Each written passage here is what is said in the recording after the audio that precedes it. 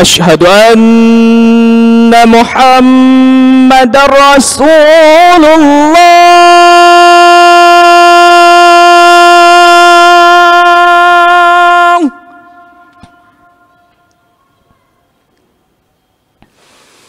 أشهد أن محمد رسول الله.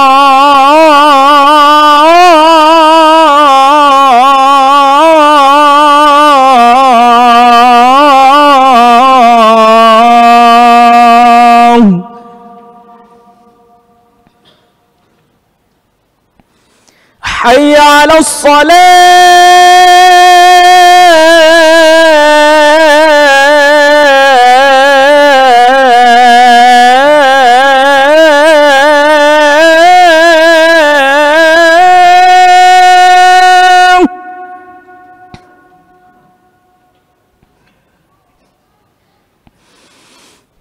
حي على الصلاة.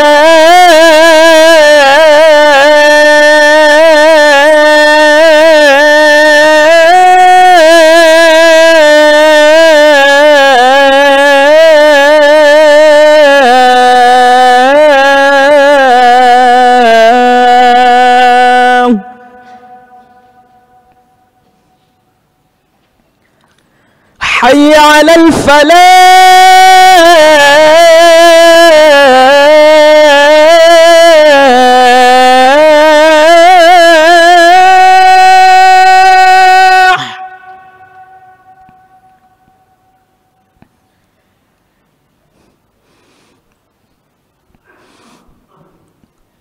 حي على الفلاح.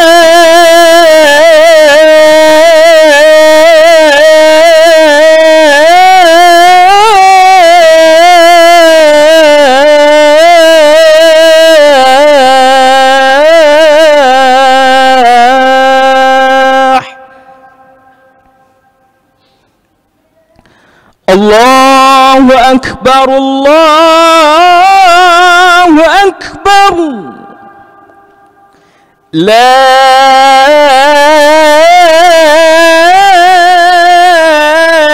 إله إلا الله.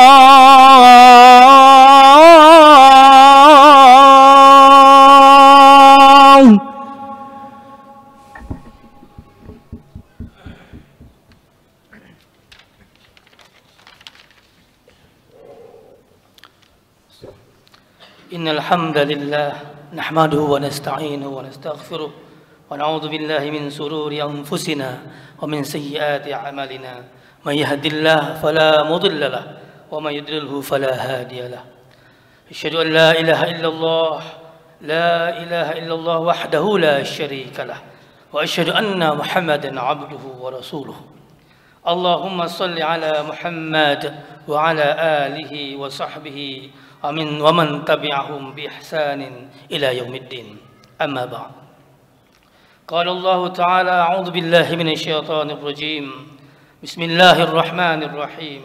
يا أيها الذين آمنوا اتقوا الله حق تقاته ولا تموتن إلا وأنتم مسلمون. يا أيها الناس اتقوا ربكم الذي خلقكم من نفس واحدة وخلق منها زوجها وبث منهما رجالا كثيرا ونساء واتقوا الله الذي تساءلون به والأرحام إن الله كان عليكم رقيبا. يا أيها الذين آمنوا اتقوا الله وقولوا قولا سديدا يصلح لكم أعمالكم ويغفر لكم ذنوبكم ومن يطع الله ورسوله فقد فاز فوزا عظيما. Ma'asyiral muslimin rahimakumullah. Puji syukur kita kepada Allah Subhanahu wa taala yang sampai pada hari ini Allah Subhanahu wa taala masih memberikan kepada kita kesehatan, waktu luang untuk hadir di rumah Allah yang mulia ini.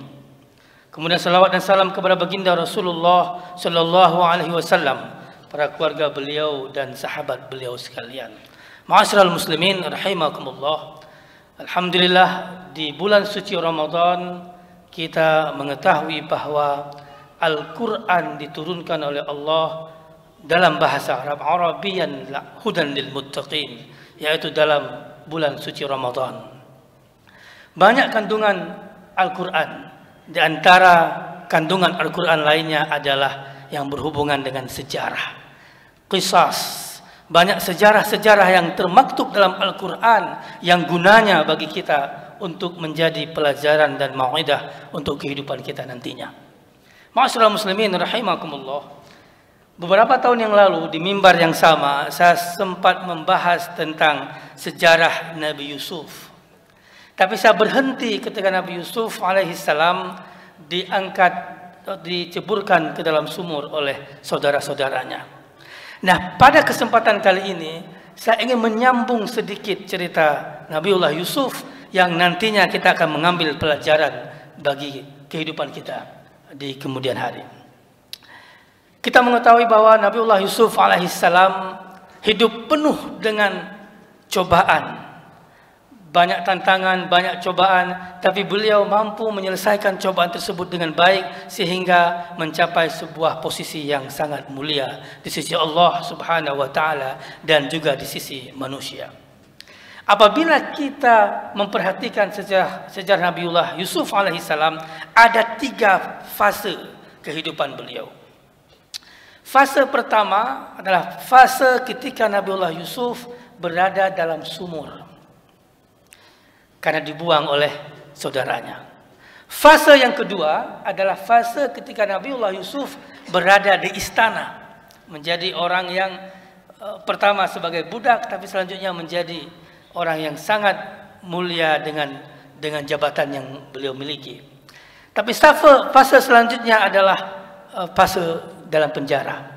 Ada 3 fase ini akan kita bahas dan kita akan melihat bagaimana Nabiullah Yusuf atau Allah Subhanahu wa taala menceritakan Nabiullah Yusuf dalam Al-Qur'an ahsanul qasas, cerita yang paling indah, dan hanya cerita tentang Nabiullah Yusuf yang satu-satunya diceritakan oleh Allah dalam satu surah. Kalau Nabiullah Musa, Nabi Ibrahim dan lainnya disebar oleh Allah Subhanahu wa taala dalam berbagai surah. Ma'asyiral muslimin rahimakumullah, kita mulai dengan fase di dalam sumur. Nah, kita mengetahui bahwa saudara-saudara Yusuf berkonspirasi untuk apa? Menjauhkan Yusuf dari pandangan ayahnya. Bukan berarti saudara Yusuf tidak mencintai Yusuf. Mereka sangat mencintai Yusuf. Tapi sebagaimana yang saya sampaikan sebelumnya, mereka takut kehilangan cinta orang tuanya kepada mereka, sehingga muncul kedengkian di hati para saudara Nabiullah Yusuf. Sehingga mereka berdiskusi, apakah kita membunuh atau kita asingkan ke negara yang tidak bisa dijangkau oleh siapapun. Akhirnya mereka mengatakan, jangan kita bunuh, jangan kita asingkan, tapi kita masukkan ke dalam sumur dengan harapan ada musafir yang lewat sumur ini dan Yusuf bisa diangkat dan diselamatkan. Masih ada rasa cinta di hati mereka, tapi nafsu mereka mengalahkan cintanya sehingga muncul kedengkian kepada Nabiullah Yusuf alaihissalam.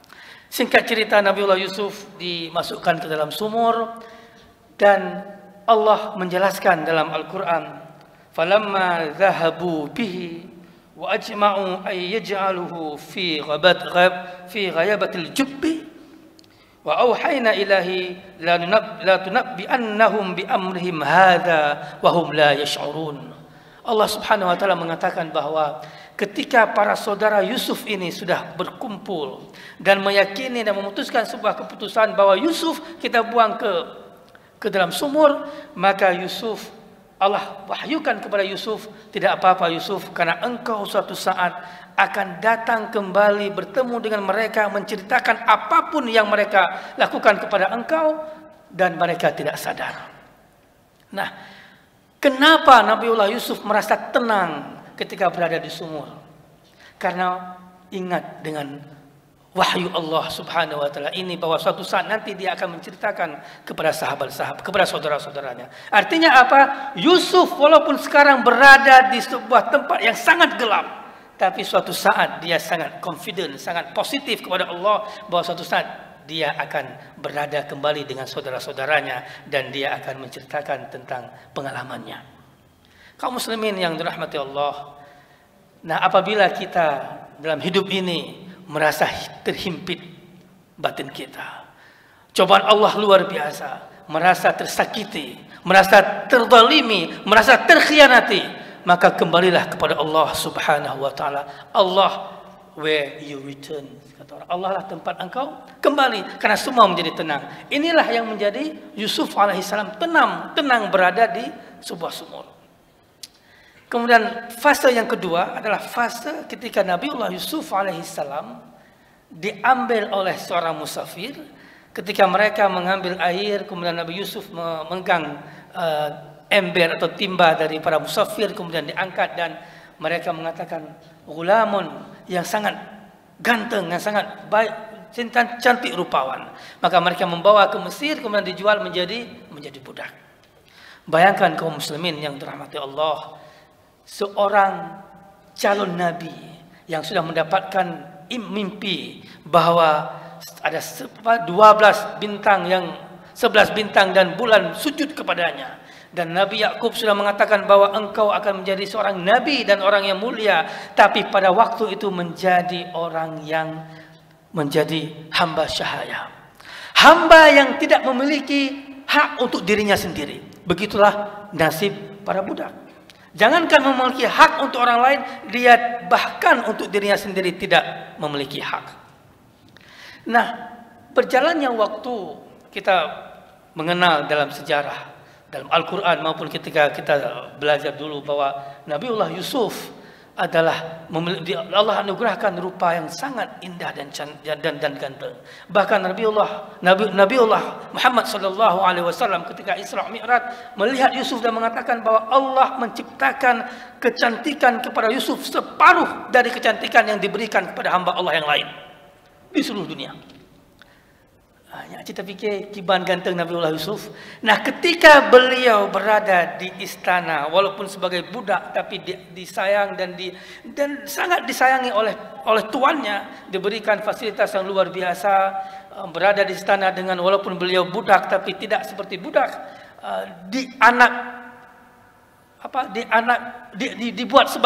dianggap sebagai anak kandung oleh masternya, yaitu tuannya. Tapi ketika beliau berada di istana, cobaan juga beliau hadapi. Oleh karena itu, kaum muslimin yang dirahmati Allah, jangan kita berpikir ketika kita berada di puncak kepemimpinan, puncak kejayaan kita tidak akan mendapatkan cobaan atau tantangan. Jangan kita pernah berpikir bahwa ketika kita sudah mendapatkan banyak hal, ketika kita sudah memegang sebuah peran yang luar biasa, itu bukan cobaan. Itu adalah cobaan dalam bentuk yang berbeda. Kaum muslimin yang dirahmati Allah, bahkan banyak orang yang terlena dengan cobaan yang seperti ini. Banyak orang yang kehilangan fokus ketika berada pada tempat yang luar biasa, sebuah istana, mereka lupa kalau itu juga sebuah cobaan. Kaum muslimin yang dirahmati Allah, apa cobaan yang paling berat yang dihadapi oleh Nabiullah Yusuf ketika berada di istana? Rayuan dari ibu, dianggap ibu tirinya, atau rayuan dari masternya, yaitu Zulaikha, yang rupawan, cantik, punya harta benda. Dan Yusuf alaihissalam walaupun disayang pada saat itu dianggap sebagai anak, tapi tetap status budak. Bayangkan seorang tuan memerintahkan kepada budak, tentu tidak ada cara kita menghindar. Apa yang terjadi? Yang terjadi sesuatu yang sudah kita pahami ketika Zulaikha merayu Yusuf alaihissalam untuk melakukan fahisyah. Maka apa kata Yusuf? Ketika melihat Yusuf dan Zulaikha merayu Yusuf, apa yang terjadi? Allah Subhanahu wa taala mengingatkan di sini, "Muhammad biha walaqad hammat bihi wa hamma biha." Itu kata Allah. Ketika rayuan itu terjadi, terbersit di hati Yusuf akan kesukaan kepada Zulaikha. Begitu kan Zulaikha sangat senang dengan Yusuf. Tapi Allah Subhanahu wa taala mengingatkan Yusuf bahwa jangan, itu fahisyah. Diingatkan oleh Allah Subhanahu wa taala, maka Yusuf berkata, "Qala ma'azallah innahu rabbi ahsana maswaya. Innahu la yuflihudz zalimin." Ketika mendapatkan rayuan tersebut, apa kata Yusuf? Qala, Ma'azallah, saya berlindung kepada Allah. Innahu rabbi maswaya. Sesungguhnya Rabbku adalah yang paling bagus dalam menjaga diriku. Kaum muslimin yang dirahmati Allah, kita melihat bagaimana sesuatu yang berada di sebuah tempat tapi cobaan juga dihadapi oleh Nabiullah Yusuf alaihissalam. Nah, ketika Nabiullah Yusuf lari dari rayuan Zulaikha dan membuka pintu, tiba-tiba Al-Aziz suaminya Zulaikha berada di pintu dan istilahnya ketangkap basah. Nah, Zulaikha mengatakan dia ingin memperkosa saya. Sehingga datanglah hakim, dihakimi bahwa hasil dari penyelidikan bahwa bukan Yusuf yang salah karena baju Yusuf robek dari belakang. Sehingga yang disalahkan adalah Zulaikha. Tapi karena Zulaikha seorang permaisuri, seorang istri pembesar, maka Yusuf mengatakan, tutupi saja. Tutupi saja kesalahan dari ibu tiri saya, dari tuan saya. Maka kata Yusuf, qala rabbi as-sijnu ahabbu ilayya. Saya lebih senang berada di penjara. Penjarakan saya. Nah, apa yang terjadi? Pelajaran yang bisa kita ambil adalah Nabiullah Yusuf mengorbankan dirinya untuk menutup fahisyah yang dilakukan oleh orang yang sudah membesarkannya. Oleh karena itu mungkin pelajaran yang bisa kita ambil, janganlah kita menggigit orang yang sudah memelihara kita. Janganlah kita mengkhianati orang yang sudah berjasa sama kita. Ini pelajaran yang bisa kita ambil dari Yusuf. Yusuf rela berada dalam penjara asalkan dia bisa menutupi keburukan yang dilakukan oleh tuannya yang sudah membesarkan dia dan memperlakukan dia dengan sangat baik. Kaum muslimin yang dirahmati Allah, fase ketiga adalah ketika Yusuf berada dalam penjara. Tapi ketika berada dalam penjara, orang-orang mengetahui bahwa Yusuf memiliki karakter yang luar biasa. Bahkan orang datang untuk meminta pendapat, meminta masukan, meminta pelajaran, bahkan meminta untuk ditakwilkan mimpi. Nah, kita melihat bahwa Yusuf alaihissalam ketika berada di penjara bahkan tidak pernah komplain kepada Allah subhanahu wa ta'ala. Nah, kaum muslimin yang dirahmati Allah, ini pelajaran yang bisa kita ambil bahwa selevel apapun kita, selevel Nabiullah Yusuf alaihissalam yang menjadi hamba Allah tetap diberikan cobaan oleh Allah subhanahu wa ta'ala. Maka cobaan itu juga akan Allah berikan kepada kita. Oleh karena itu, marilah kita selalu berhusnuzon kepada Allah subhanahu wa ta'ala terhadap apapun yang kita terima dari cobaan yang diberikan oleh Allah subhanahu wa ta'ala. Ma'asyiral muslimin rahimakumullah. Yang terakhir pelajaran yang bisa kita ambil dari kisah Nabiullah Yusuf, kisah beliau dalam sumur. Dari mana kekuatan Nabiullah Yusuf untuk bertahan dalam sumur?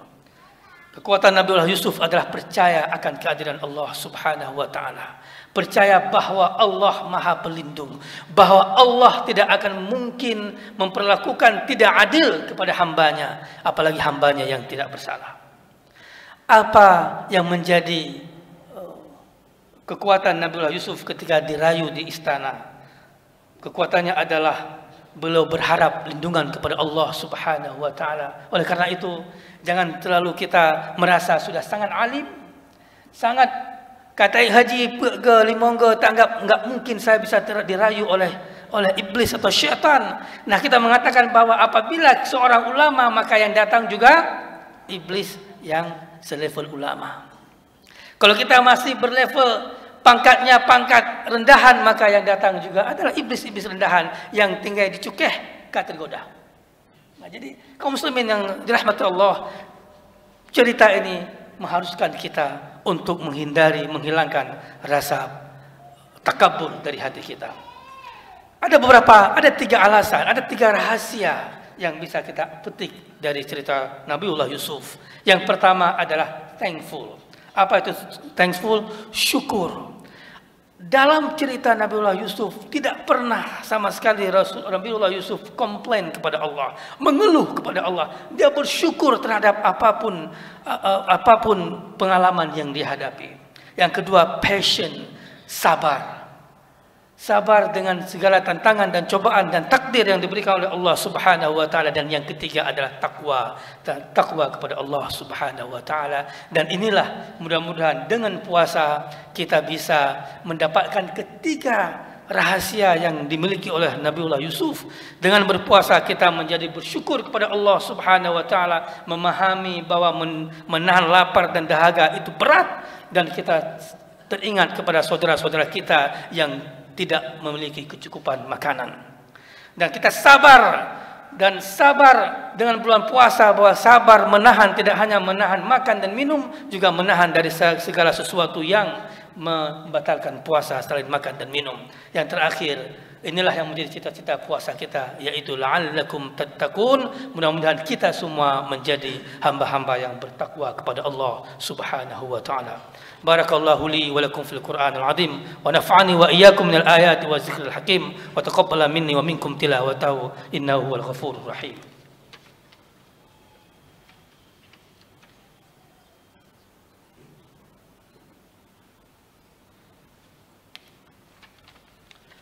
الحمد لله الذي أنزل قرآنا عربيا هدى للمتقين. أشهد أن لا إله إلا الله وحده لا شريك له، وأشهد أن محمدا عبده ورسوله. اللهم صل على محمد وآل محمد، وتزودوا فإن خير الزاد التقوى. أعوذ بالله من الشيطان الرجيم. بسم الله الرحمن الرحيم. قل هو الله أحد الله الصمد لم يلد ولم يولد ولم يكن له كفوا أحد. اللهم اغفر للمؤمنين والمؤمنات والمسلمين والمسلمات الأحياء منهم والأموات برحمتك يا أرحم الراحمين. ربنا إنا نسألك سلامة في الدين وعافية في الجسد وزيادة في العلم وبركة في الرزق وتوبة قبل الموت ورحمة عند الموت ومغفرة بعد الموت. ربنا آتنا في الدنيا حسنة وفي الآخرة حسنة وقنا عذاب النار ولذكر الله أكبر.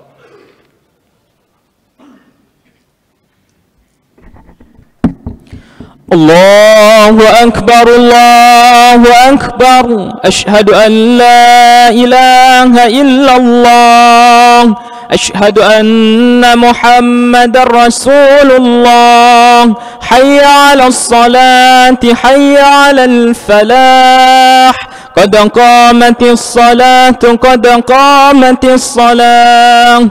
الله أكبر الله أكبر، لا إله إلا الله.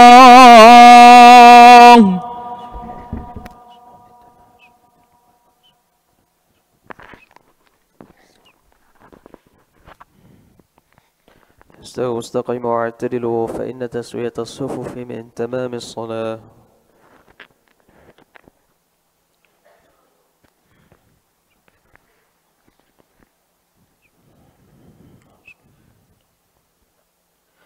الله أكبر.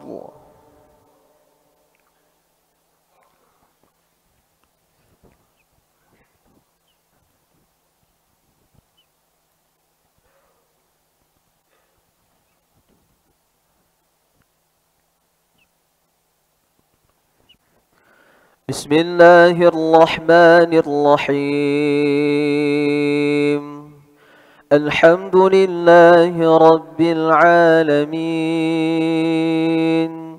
الرحمن الرحيم،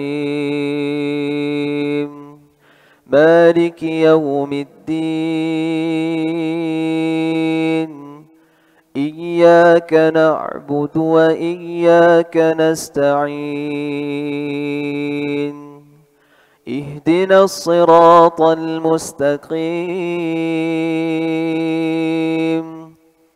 صراط الذين أنعمت عليهم غير المغضوب عليهم ولا الضالين.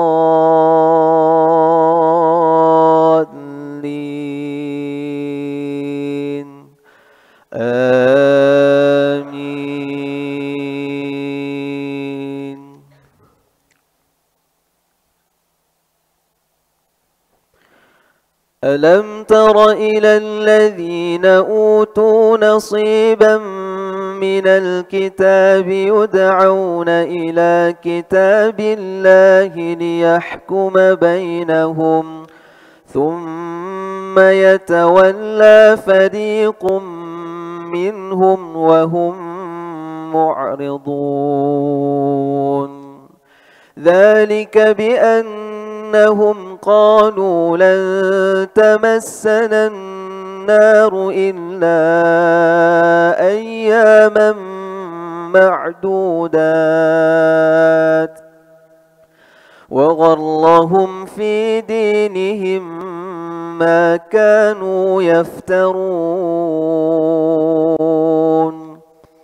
فكيف إذا جمعناهم ليوم لا ريب فيه ووفيت كل نفس ما كسبت وهم لا يظلمون قل اللهم مالك الملك تؤتي الملك من تشاء وتنزع الملك ممن تشاء وتعز من تشاء وتذل من تشاء بيدك الخير إنك على كل شيء قدير تولج الليل في النهار وتولج النهار في الليل وتخرج الحي من الميت وتخرج الميت من الحي وترزق من تشاء بغير حساب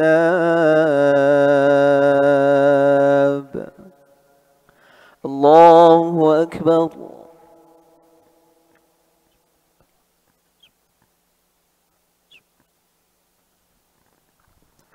سمع الله لمن حمده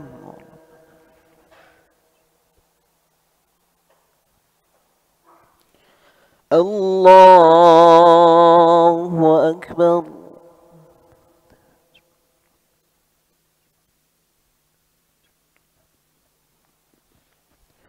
الله أكبر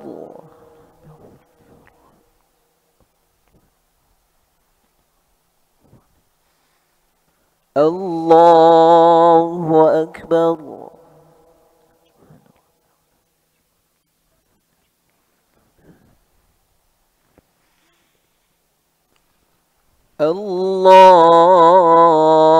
الله أكبر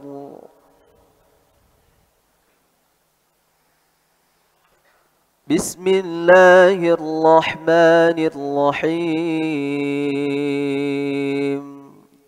الحمد لله رب العالمين الرحمن الرحيم مالك يوم الدين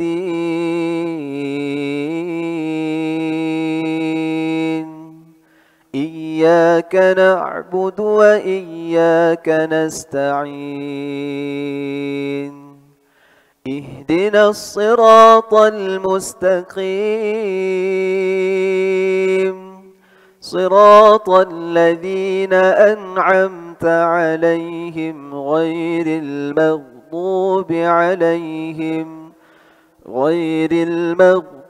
عليهم ولا الضالين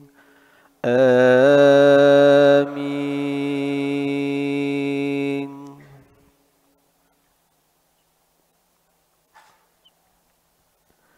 لا يتخذ المؤمنون الكافرين أولياء من المؤمنين ومن يفعل ذلك فليس من الله ومن يفعل ذلك فليس من الله في شيء إلا أن تتقوا منهم تقاه ويحذركم الله نفسه وإلى الله المصير قل إن تخفوا ما في صدوركم أو تبدوه يعلمه الله ويعلم ما في السماوات والأرض والله على كل شيء قدير. الله أكبر.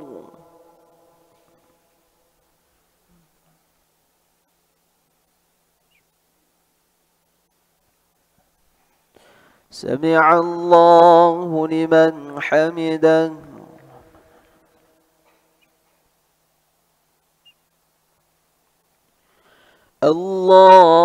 الله أكبر.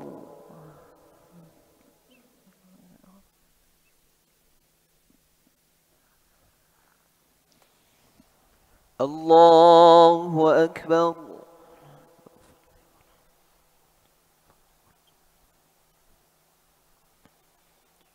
الله أكبر.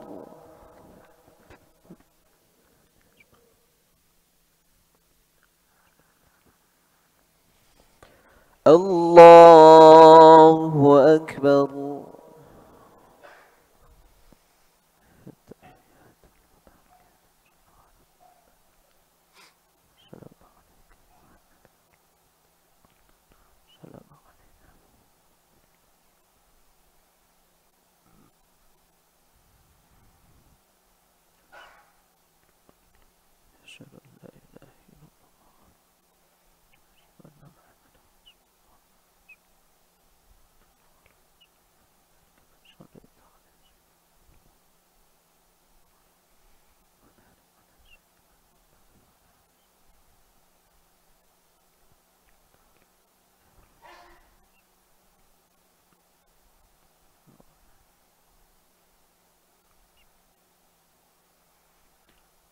السلام عليكم ورحمة الله.